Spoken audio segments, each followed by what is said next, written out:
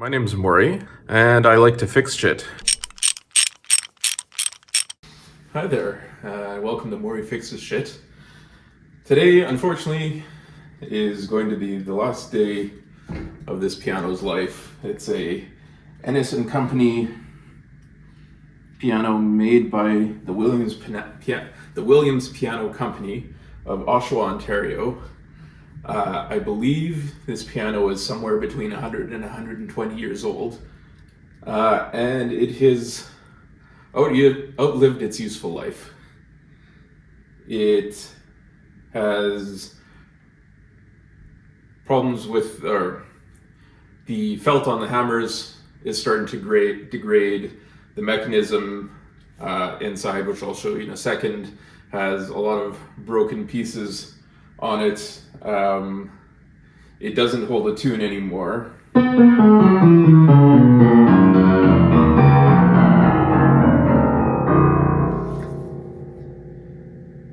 It's got a very tinny sound, and despite my best efforts to give it away for free, it's just not happening, because between the price of repairing this piano to bring it back up to a playable condition and the cost of moving it, it's, you're probably looking at $1,000.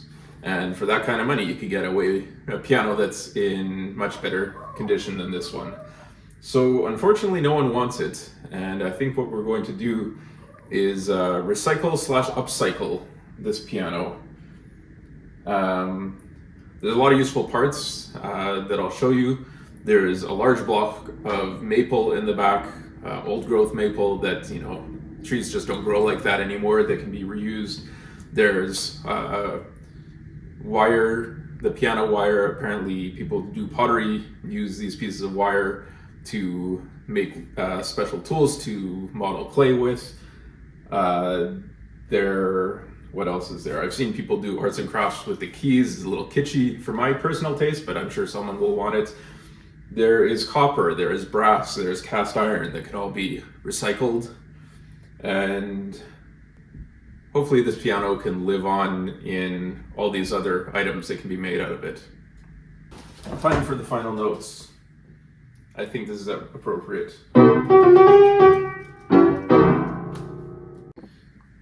Let's go see what's inside.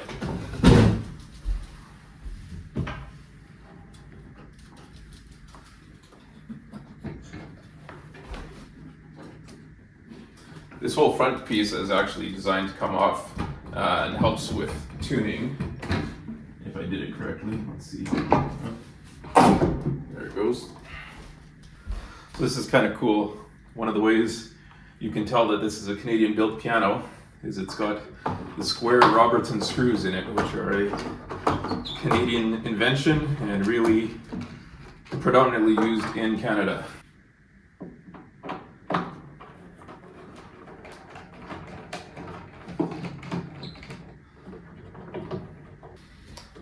In terms of things that can be reused, there's also this hinge, which is called a piano hinge. You can guess why. And also the soundboard apparently is good for making guitar bodies, I've read. Let's do a close-up look here.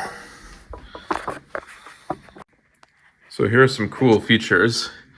Each section of keys is made out of one piece of wood that's been cut like that, so that they warp. If they warp, they will all warp together. And you can actually see that stamped into each key in the wood is the number associated with that key, all the way up to 88. So let's look at some of the damage that there is. If you look in here, you can see these grooves that are from where the hammer hits the key.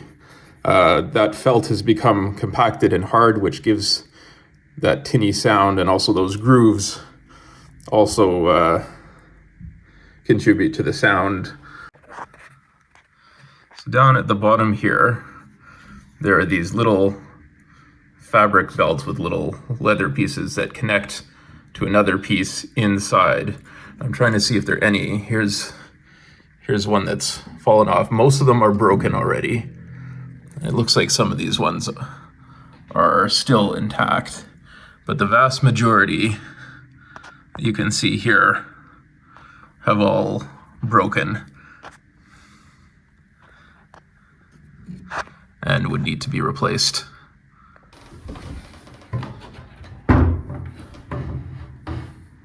There's a cover that comes off underneath this piano.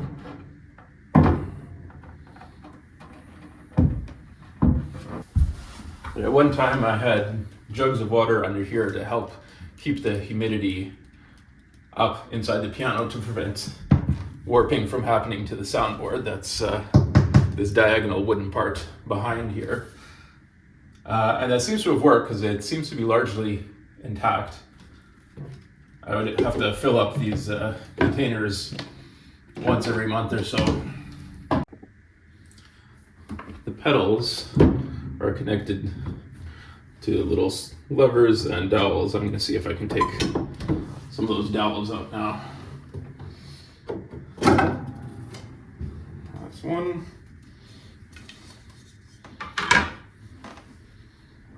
Let's see where the other one goes.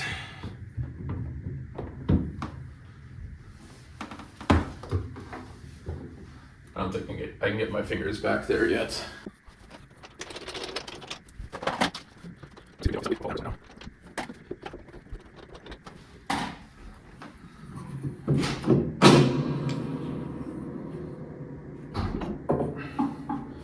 Out we go. Now that we've got that part out of the way, I believe they call that the action. I can get to the dowel that is attached to that last pedal. There's some ginormous screws holding these blocks on. Let's see if I can take those out next. Here's that giant screw that I was telling you about. Let's see if we can get it out. It's gonna feel pretty empty with that piano there.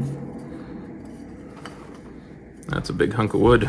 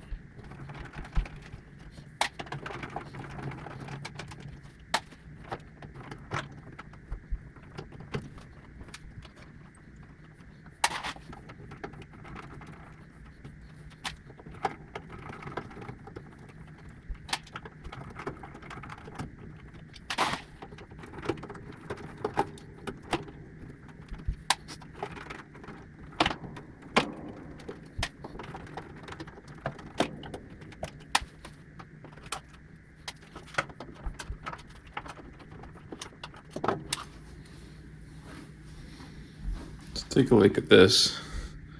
This is the tag that was put in by the seller, the retailer, Saskatoon, Saskatchewan.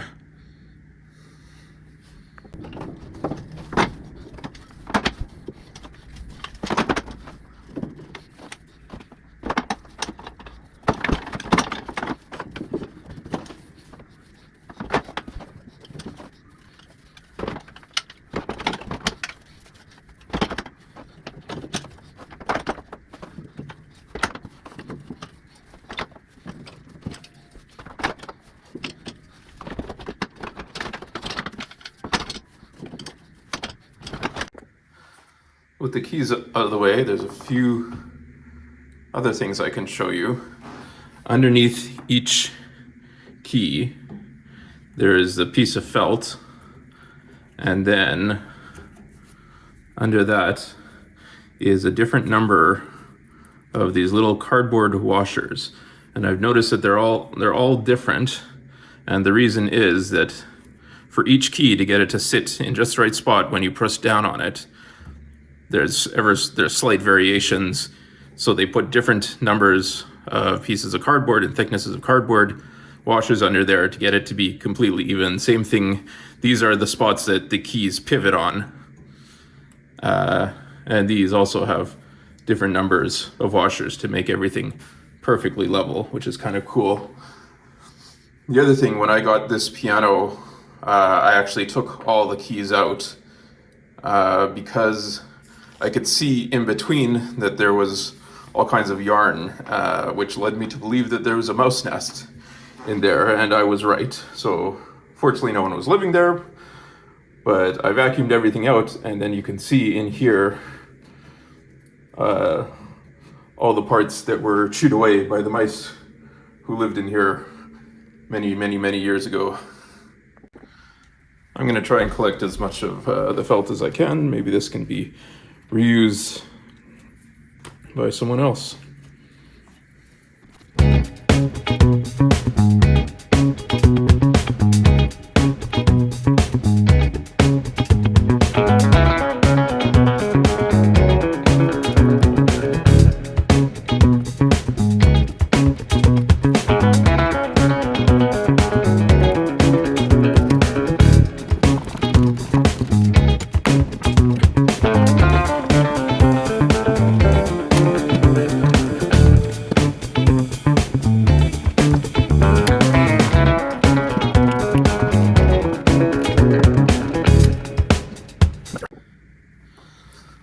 Got another screwdriver.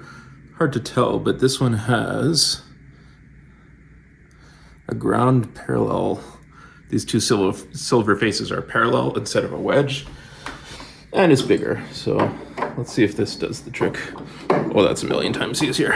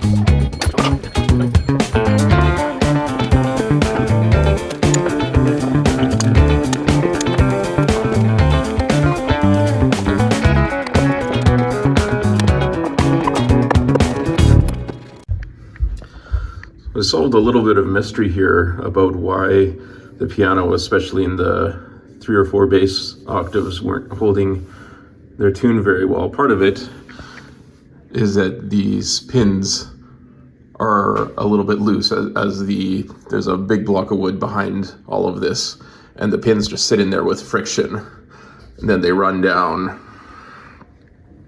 over these pieces, and then they get hooked around here at the bottom. But I noticed here, and then another one over here, there's a couple cracks in this piece of wood, and if this shifts, that will change the pitch of these strings. So mystery solved. Here's the piece that used to lock the lid of the piano down. I never have had the key for it, but I'm gonna take that apart. I feel like it could be used somewhere interesting.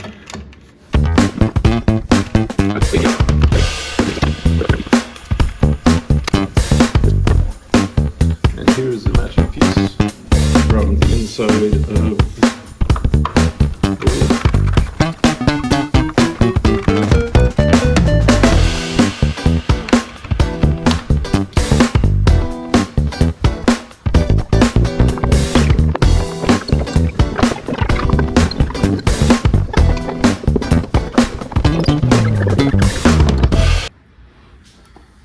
Despite beating on it, and taking out all the screws I can find, I can't seem to get this piece off, so I'm going to take a break from that. When I hit it, it makes the strings vibrate and makes a crazy loud noise.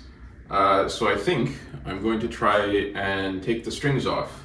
Now I've heard some terrifying things that if you turn them down too quickly, like this cast iron piece explodes because it's under so much stress from the tightness of all of the strings on it.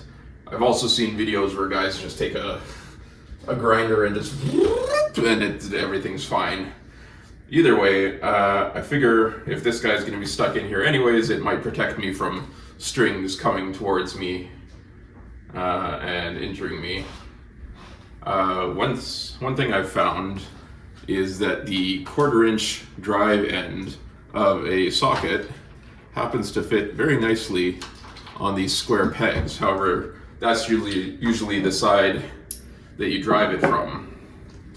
But what I did find is another socket that fits in, and if I take that, connect that, and connect that, I have a tool that I believe will do the job.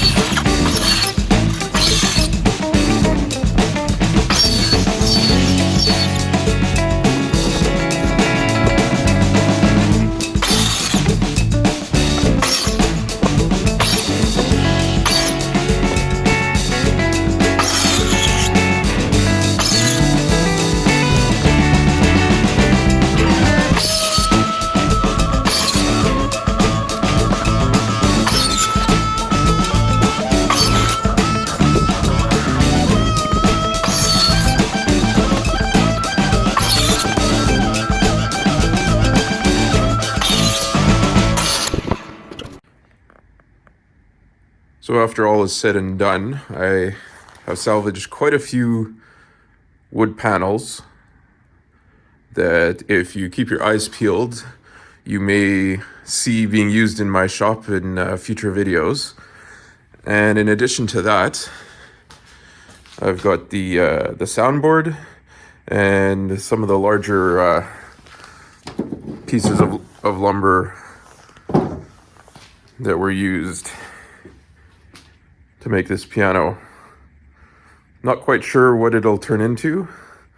I feel like the legs could be used for a coffee table maybe, along with a panel for the top.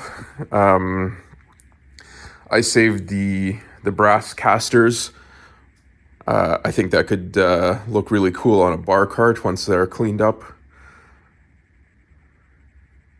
I'm planning on building some storage for my shop out of some of these pieces as well.